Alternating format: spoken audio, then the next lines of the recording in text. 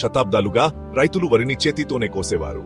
వారు వరి మొక్కలను జాగ్రత్తగా కత్తిరించడానికి కొడవళ్లను ఉపయోగించేవారు. ఈ పద్ధతి వల్ల పొలంలో పొట్టిగా మిగిలిపోయిన వరి గడ్డి ఉండేది.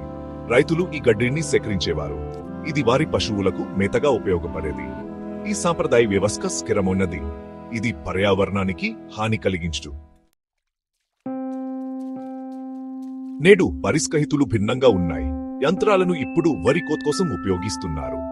ఈ యంత్రాలు సమర్థవంతమైనవి, కానీ అవి వరి మొక్కలను పైకి కత్తిరిస్తాయి. దీనివల్ల పొలంలో చాలా ఎక్కువ గడ్డి మిగిలిపోతుంది. రైతులు తరచుగా ఈ గడ్డిని కాల్చేస్తారు.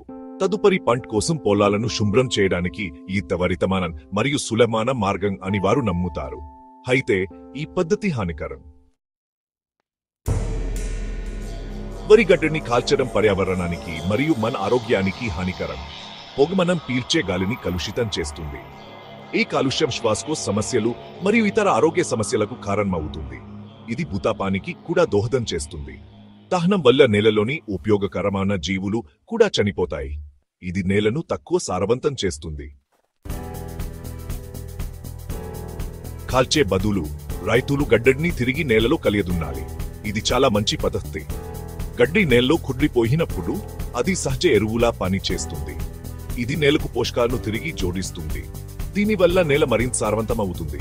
ఇది ఆరోగ్యకరమైన పంటలు మరియు అధిక దిగుబడికి దారితీస్తుంది.